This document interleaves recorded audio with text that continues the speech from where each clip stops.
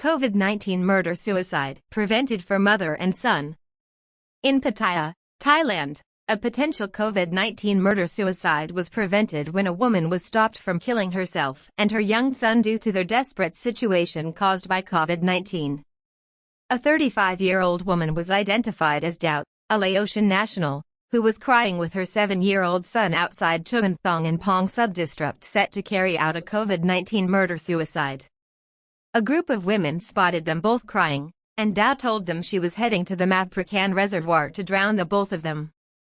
She alluded to an alternate plan to drive in front of an 18-wheeler truck on their bicycles. Dao's 51-year-old husband, Krit Banjong, is working as a security guard.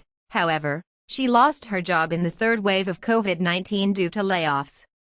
She said they did not have enough money to pay their rent or to buy food or drinking water. The village chief of Pong Mu 4, Ekachai Imrung, arrived on the scene on Soi Maprakan Lang 3 to give them food and 500 baht to get them through the night with a promise to speak to her landlord about temporarily suspending the family's rent payments. The landlord agreed to allow them to defer their rent for the time being. One of the women from the group that had seen her crying arrived at the family's apartment with friends and presented food, necessities, and cash to Dao, who promised she would not again try to harm herself or her son.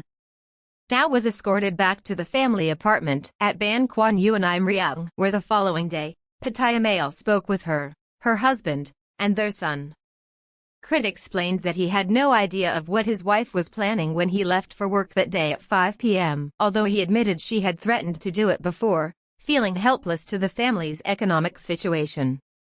A new report by the Wellbeing Trust released last month found that 75,000 additional people could die from what they call deaths of despair, which includes suicide and substance use, because of COVID-19.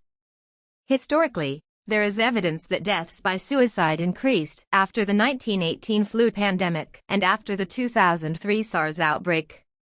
Unemployment and financial debt are huge mental health burdens. In the United States, after the stock market crashed in 1929, the New York Times reported 100 suicides and suicide attempts from October 24 through the end of the year. According to research, the 2007 economic crisis in Europe and North America led to more than 10,000 extra suicides.